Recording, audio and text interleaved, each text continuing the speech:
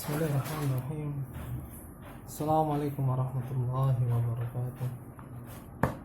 Innal hamdalillah nahmaduhu wa nasta'inuhu wa nastaghfiruh wa na'udzu billahi min shururi anfusina wa min sayyiati a'malina. Man yahdihillahu fala mudilla lahu wa man yudlil fala hadiya lahu. Wa asyhadu an la ilaha illallah wahdahu la syarika lahu wa asyhadu anna Muhammadan abduhu wa rasuluh. Allahumma salli wa sallim wa barik ala abdika wa rasulika Muhammad wa ala alihi wa sahbihi ajma'in, amma ba'd. Saudaraku yang dirahmati Allah Subhanahu wa ta'ala, kita lanjutkan membaca risalah kami, Kutitip Bingkisan Hati Ini Untukmu. Kita sampai di pertemuan yang ketiga, yakni selamat, engkau adalah manusia pilihan. Saudaraku fillah, semoga Allah memberimu petunjuk. Renungkanlah pesan Allah Azza wa Jalla berikut ini. Ini dalam surat Al-Asr. Allah Azza wa Jalla berfirman, "Wal 'asri innal insana lafi khusr illa alladziina aamanu wa 'amilus shalihati wa tawasaw bil haqqi wa tawasaw bis sabr." Demi masa, kata Allah Azza wa Jal, sesungguhnya manusia itu benar-benar dalam kerugian, kecuali orang-orang yang beriman, yang mengerjakan amal solih, yang saling menasihati dalam mentaati kebenaran, serta yang saling menasihati dalam menetapi kesabaran. Allah Azza wa Jalla bersumpah dengan masa, dengan waktu, yakni malam dan siang di mana para hambanya beramal, bahwasanya setiap manusia itu benar-benar dalam keadaan merugi. Dan lawan dari merugi adalah beruntung. Terkadang kerugian itu secara keseluruhan di semua sisi, kerugian di dunia dan di akhirat, luput darinya kenikmatan surga dan berhak baginya untuk neraka. Dan terkadang kerugian itu sebagian dari satu sisi saja, tidak keseluruhan. Oleh karena itu Allah Azza wa Jalla mengabarkan secara umum bahwa kerugian itu bagi setiap manusia kecuali yang memiliki 4 sifat. Yang pertama, beriman dengan apa yang Allah perintahkan, dan tidaklah tegak dan sempurna iman itu tanpa ilmu. Yang kedua, beramal soleh, dan ini mencakup seluruh amal kebaikan secara lahir maupun batin, yang berkaitan dengan hak Allah ataupun hak makhluknya, yang wajib maupun yang sunnah, yang dianjurkan. Yang ketiga, saling menasihati dalam kebenaran, yaitu iman dan amal soleh. Dan yang keempat, dan saling menasihati dalam menetapi kesabaran untuk ketaatan kepada Allah, untuk menahan dari kemaksiatan kepadanya, dan dalam bermuamalah dengan takdirnya. Dan ini dinamakan tingkatan sabar, ya. Sabar dalam menjalankan perintah Allah, sabar di dalam meninggalkan larangan Allah, dan sabar di dalam bermuamalah dengan takdir Allah Azza wa Jalla. Maka dengan dua hal yang pertama, sempurnalah manusia itu. Dan dengan dua hal yang terakhir, sempurnalah yang lainnya.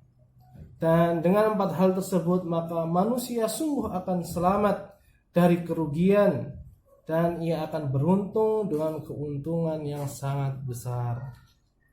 Penjelasan ini kami sadur dari Taisirul Karimir Rahman min Tafsiri Kalamil Mannan oleh Al-Allama Abdurrahman ibn Nasir As-Sa'di rahimahullah.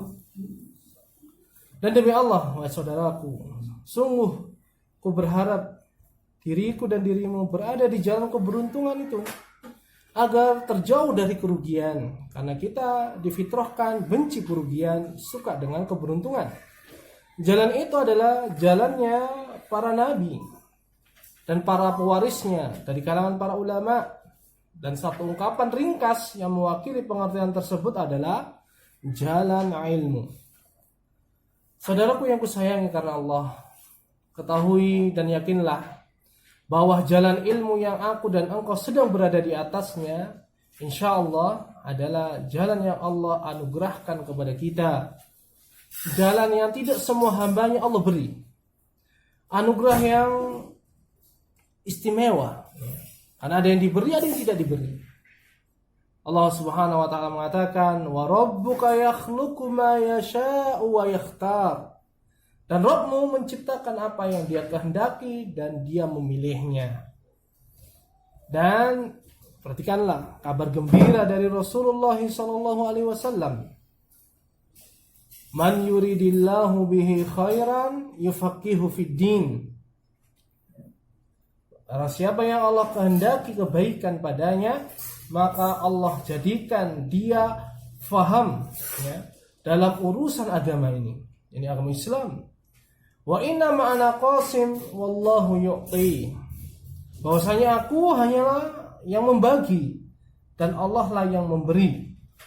Walan tazala hadhil ummah qa'imatan ala amrillah, dan senantiasa umat ini ada yang tegak di atas agama Allah ini. La yadurruhum man khalafahum hatta ya'tiya amrullah.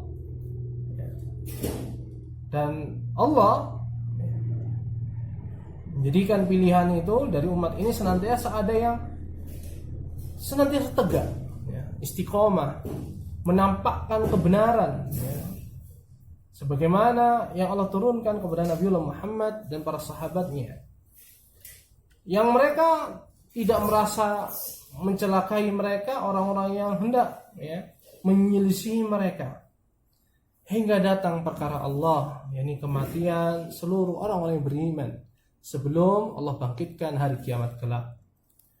Dahulu di masa mudaku, diriku dalam kejahilan, kebodohan, dan kelalaian. Berbeda dengan keadaanmu sekarang. Di umur yang masih belia, engkau penuhi dan hiasi lembaran masa mudamu dengan menuntut ilmu syar'i, menghafal kalamullah. Sungguh ayol ikhwah, jiwa ini malu dan iri kepadamu. Malu karena masa mudaku kuisi dengan hal-hal yang menyia-nyiakan, kebodohan, dan iri karena nikmat hidayah yang Allah berikan kepadamu di masa mudamu ini. Sungguh nikmat tersebut kuperoleh dari Allah Azza wa Jal ketika ku beranjak dewasa, tak lagi muda. Oleh karena itu Rasulullah sallallahu alaihi wasallam bersabda, maka perhatikanlah, ightanim khamsan qabla khamsin. Manfaatkan 5 hal sebelum datangnya 5 hal yang lain. Syababaka qabla haramik. Masa mudamu sebelum masa tuamu. Wasihataka qabla saqamik. Masa sehatmu sebelum masa sakitmu. Wa ghinaka qabla faqrik. Dan masa cukupmu sebelum datang masa fakirmu. Wa faraghaka qabla sughlik. Masa luangmu sebelum datang masa sibukmu.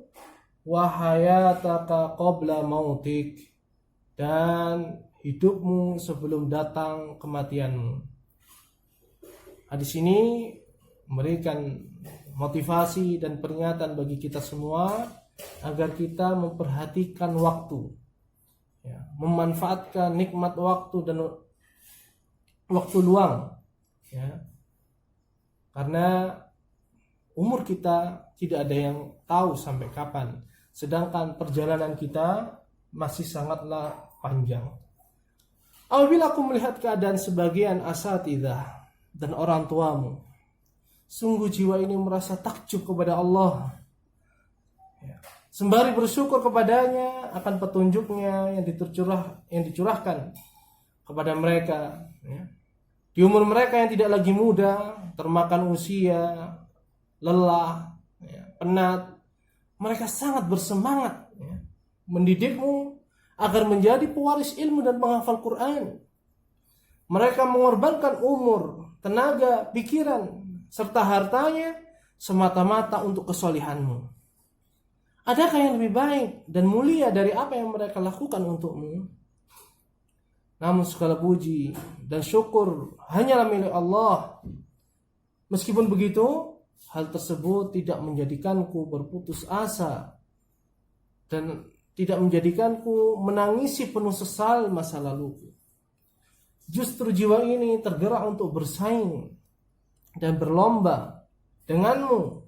Begitu pula dengan orang tuamu dalam menuntut ilmu, dalam menghafal Al-Quran, dan menjadi sebab kebaikan orang-orang di sekitarku. Motivasiku, dan ini juga aku harapkan menjadi motivasimu, adalah sabda Nabi sallallahu alaihi wasallam, "Ahabbun nasi ilallahi anfa'ahum linnas." Manusia yang paling dicintai Allah ada yang paling bermanfaat bagi orang lain. Wa ahabbul a'mali ilallahi sururun tudkhiluhu ala muslim. Amal yang paling dicintai Allah adalah yang menyenangkan hati seorang muslim lainnya.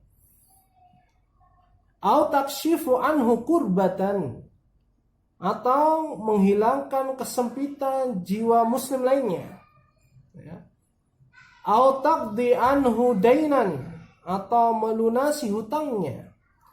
Au tudradu anhu ju'an, atau mengusir rasa laparnya. Wali an amsya ma'a akhin li fi hajatin ahabbu ilayya min an a'taqifa fi hadzal masjid, yakni Masjidil Madinah, yakni Masjid Nabawi.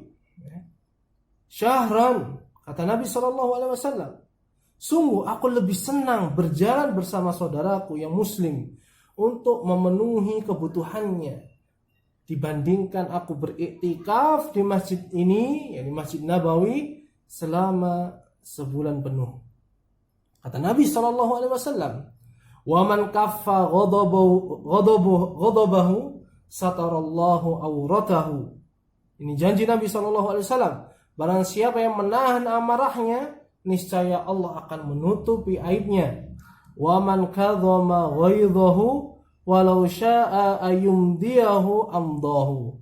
Barang siapa menahan amarahnya padahal mampu melampiaskannya, niscaya Allah akan penuhi hatinya dengan keamanan pada hari kiamat. Sangat besar. Malah Allah azza wa jalla qalbahu amnan yaumal qiyamah. Allah akan penuhi hatinya dengan rasa aman pada hari kiamat. Wa man masya ma'a akhihi fi hajatin hatta asbataha lahu asbatallahu azza wa jalla qadamahu 'ala as-sirati yauma tazillu fihi al-aqdam. Dan kata Nabi sallallahu alaihi wasallam, dan barang siapa yang berjalan bersama saudaranya di dalam memenuhi kebutuhan saudaranya tersebut, ya, yang dia butuh dengan pertolongan kita, ya, maka kata Nabi SAW, niscaya Allah Azza wa Jalla akan meneguhkan kakinya pada hari kiamat tatkala kaki-kaki kebanyakan manusia tergelincir dari as-sirat. Ya.